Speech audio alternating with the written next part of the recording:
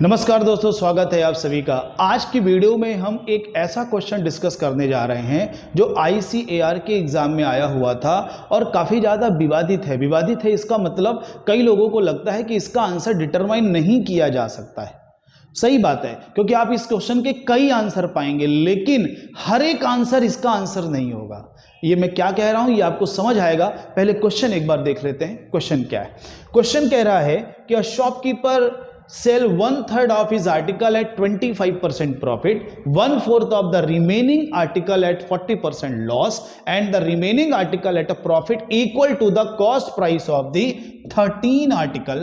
What is his profit percentage in the entire transaction? कह रहा है कि एक दुकानदार है, उसके पास कुछ वस्तुएं थी, उस वस्तुओं का 1/3 भाग उसने बेचा 25% के लाभ पर, शेष का मतलब जो बचा हुआ हिस्सा है उसका 1/4 बेचा 40% के नुकसान पर, लॉस पर, और बाकी जो बच गई उनको 13 वस्तुओं के क्रय मूल्य के लाभ के बराबर पर बेच देता है।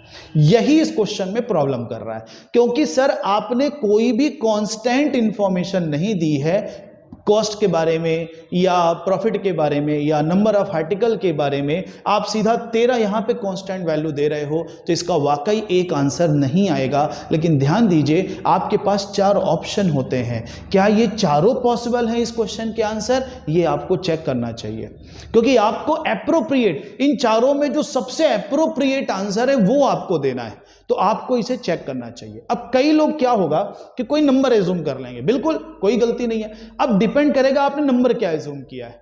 अगर आपने नंबर ऐसा एज्यूम किया है जो आंसर दे रहा है और ऑप्शन में अवेलेबल नहीं है, तो आपके लिए प्रॉब्लम हो जाएगा। या अवेलेबल है तो फिर कोई बात ही नहीं, आप उसे आंसर ही लगा दोगे। मेरा यह कहना है कि एक बार इसे थोड़ा डिस्क्रिप्टिव वे पे चेक करते हैं। एक बार हम कुछ इसे डिस्क्रिप्टिव वे पे इसलिए चेक कर रहा हूं क्योंकि ये क्वेश्चन ही ऐसा है कि आपको ये समझाना बहुत जरूरी है कि ऐसे क्वेश्चनों को कैसे टैकल किया जाता है। ठीक है, देखते हैं।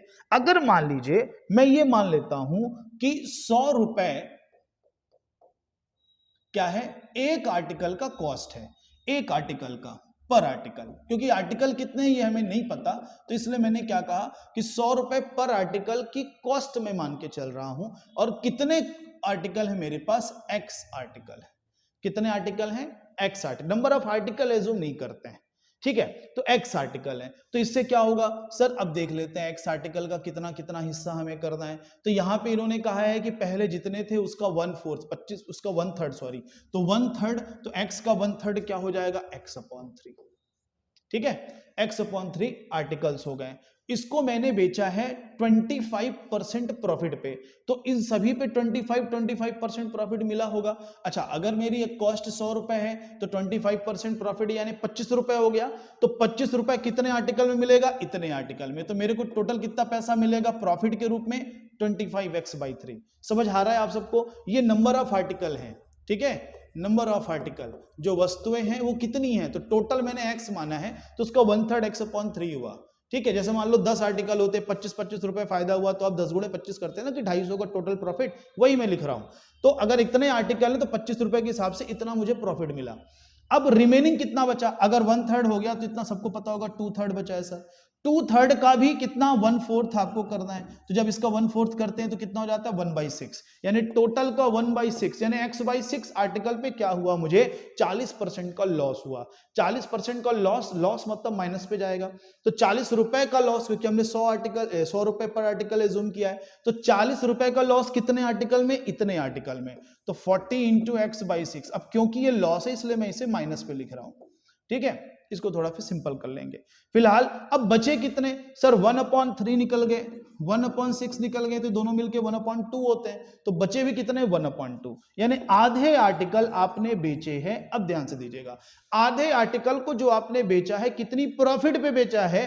तो 13 के कॉस्ट के बराबर आपको प्रॉफिट है। तो कॉस्ट कितनी है? 100 रुपए। तो 13 का कॉस्ट कितना हो जाएगा? 1300 रुपए। बात समझ आई? ये हमारा प्रॉफिट था, ये लॉस है, ये भी प्रॉफिट है। अगर मैं इनको कंबाइन कर दूं तो ओवरऑल मेरा प्रॉफिट या लॉस जो भी होगा वो बन जाएगा, ठीक है। चलिए, अब इसके बाद क्या किया जाए सर? इसके बाद आप लोग देखो, हमारा जो प्रॉफिट है इसको थोड़ा कंबाइन कर लेते हैं और फिर देखते हैं कि ओवरऑल कॉस्ट पे हमें क्या मिला। जैसे एक था हमारा प्रॉफिट, एक प्रॉफिट क्या था हमारा? 25/3, यहां पे लिखा हुआ है 25/3x। दूसरा लॉस था 40 इंटू x/6 और तीसरा प्रॉफिट था पूरे 1300 रुपए का। टोटल कॉस्ट कितना होगा मेरा? 100 रुपए एक आर्टिकल का था, तो x आर्टिकल का 100x। ध्यान दो, ये प्रॉफिट लॉस सब मिलाकर के प्रॉफिट लॉस जो भी बनेगा कॉस्ट पे कितने परसेंट है यही हमको निकालना है। तो हमने मान लिया सर वो y% है। कितना है? y% है। यही प्रॉब्लम है कि सर दो वेरिएबल एक इक्वेशन कैसे सॉल्व होगा? ये सॉल्व नहीं होगा, आपको ऑप्शन से चूज करना पड़ेगा अपना आंसर। देखते हैं अब इसको थोड़ा सा, कांस्टेंट वैल्यू एक तरफ और वेरिएबल वाले एक तरफ, तो उनकी तरफ इनको भेज दिया जाता है। जो 100 कैंसिल हो जाएगा तो क्या बचेगा? xy। अच्छा, इन x वालों को भी एक साथ कर लेते हैं, तो इसको 6 कर दूंगा तो 50/6 माइनस होगा तो 10/6 और प्लस में है तो इधर जाएगा तो माइनस हो जाएगा 10x/6 और 1300 रुपए भी जाएगा। इसको अपन इधर ही रखते हैं, कांस्टेंट है ना इसलिए।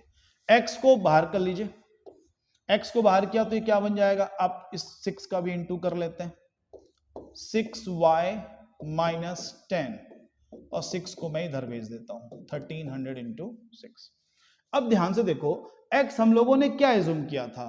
x हम लोगों ने एज्यूम किया था एक ऐसी नंबर जो नंबर ऑफ आर्टिकल की है। अब नंबर ऑफ आर्टिकल फ्रैक्शन में तो हो नहीं सकता कि 2.5 आर्टिकल थे, 3.5 आर्टिकल थे, ऐसा नहीं हो सकता। तो वहां पे क्या होगा? वो हमेशा एक नेचुरल नंबर होगी। तो एक नेचुरल नंबर का इससे इंटू किया गया तो एक नेचुरल नंबर आ रही है ना? तो कहीं ना कहीं इसे भी हमें नेचुरल नंबर बनाना पड़ेगा। तो नेचुरल नंबर बनाने के लिए क्या करना पड़ेगा? सर ध्यान से देखो, यहां पे जो संख्या बनी है, अभी चाहो तो आप यहां से 2 कॉमन भी कर सकते हो। ये कुछ ऐसा बन जाएगा, 1300 को रहने दो, 6 को 3 कर लो।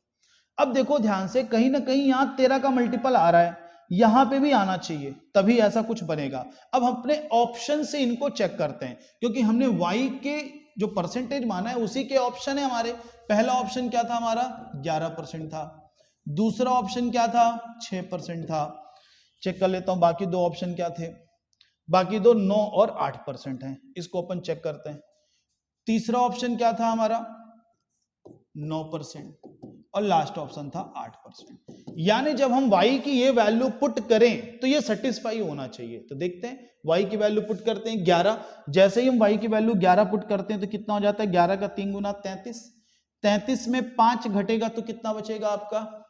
33 में 5 घटाइए 28 बचेगा। तो एक बात बताओ, ये पूरी नंबर कहीं ना कहीं 28 आ रही है। 28 में 7 है ना, 7 चौको 28, यहां कहीं 7 है? नहीं है। तो इसका मतलब ये आंसर पॉसिबल नहीं है, ये आंसर इसका नहीं हो सकता। क्यों? क्योंकि सर यहां 7 है और यहां 7 नहीं है, तो कैसे बनेगा काम? तो इसका मतलब पहला ऑप्शन गलत हुआ। दूसरा ऑप्शन चेक करिए, दूसरा ऑप्शन क्या है हमारा? 6 रखते हैं, तो सर 6 3 जा 18, 18 माइनस 5 13। सर 13 तो है, 1300, मतलब सेकंड ऑप्शन पॉसिबल है। पॉसिबल है, आंसर है ये मैं नहीं बोल रहा, पॉसिबल है second option. Third option check करिए, थर्ड ऑप्शन हमारा क्या है? 9%। 9% जैसे ही रखेंगे तो 9 3 जा 27, 27 में 5 माइनस करिए, कितना बनेगा? 22, और 22 सर 11 का मल्टीपल है और यहाँ 11 है ही नहीं। 1300 में देखो ना, नहीं बनेगा 11, 3 वहां भी नहीं है, तो इसका मतलब 11 नहीं बनेगा। सर ये 11 नहीं बनेगा तो इसका मतलब 9% भी इसका आंसर नहीं हो सकता। 11% कैंसिल, 9% कैंसिल, 6% हो सकता है। अगला ऑप्शन चेक करिए, किसको? 8% को। तो 8 रखेंगे तो सर 8 3 जा 24, 8 3 24, 24 से 5 घटाएंगे तो 19 बनता है। सर यहाँ 19 भी नहीं है, यानी ये ऑप्शन भी कैंसिल। तो इसका एप्रोप्रिएट आंसर क्या होगा? 6%। एक्चुअल प्रॉब्लम क्या आ गई है, कई जगह ये क्वेश्चन चल रहा है और उसमें कई लोगों ने ऑप्शन पे ध्यान नहीं दिया, उन्होंने गलती कर दी, 11 की जगह 10 कर दिया, तो बच्चों को डाउट हो गया। क्यों डाउट हो गया? क्योंकि जैसे ही 10 रखोगे तो वो भी पॉसिबल है। कैसे? 10 का 3 गुना कितना होगा? 30, 30 में 5 घटाओ कितना आएगा? 25, और 25 तो है यहाँ पे। सर 100 है, इसका मतलब 25 तो है। तो दो आंसर हो रहे थे, 10% भी 6% भी। जिस बच्चे ने मुझसे ये डाउट पूछा उन्होंने 300 मानकर क्वेश्चन किया, बिल्कुल सही है, 300 मानकर के किया तो 6% आया। अगर आप वही नंबर चेंज कर दो, 156 रख दो, या 312 रख दो तो आपका 10% आंसर आ जाएगा, आप चेक करिएगा।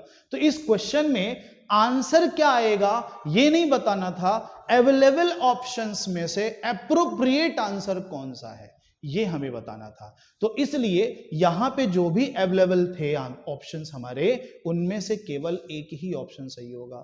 तो जो बच्चे ने डाउट मुझसे पूछा था उसके क्वेश्चन में यहां 10 भी था, तो एक्चुअल में 10 भी आंसर है, 6 भी आंसर है ना, लेकिन रियल एग्जाम में यहां 11 था। ठीक है, तो इसलिए उन बच्चों को डाउट बन गया, कोई बात नहीं। मुझे लगा कि ऐसा क्वेश्चन आप लोग के साथ डिस्कस करना चाहिए तो मैंने डिस्कस किया। देखो कई बार हमें अपने कंसेप्ट के साथ साथ थोड़ी ऑप्शन पे भी ध्यान देना चाहिए। ठीक है, तो उम्मीद करता हूं आप लोग को समझ आया होगा, नहीं समझ आया होगा तो दोबारा देख लीजिएगा। बढ़िया क्वेश्चन था, वैसे भी आईसीएआर में सारे क्वेश्चन लगभग लगभग बहुत ही अच्छे लेवल के थे। ठीक है, फिर भी किसी क्वेश्चन में आपको डाउट होगा तो आप उसे कमेंट बॉक्स पे मैसेज करिए, मैं उसके भी आंसर देने की पूरी कोशिश करूंगा। तो मिलते हैं अगले दिन और अगली वीडियो पे देखते हैं एक और बेहतरीन क्वेश्चन। फिलहाल अभी के लिए इतना ही, धन्यवाद।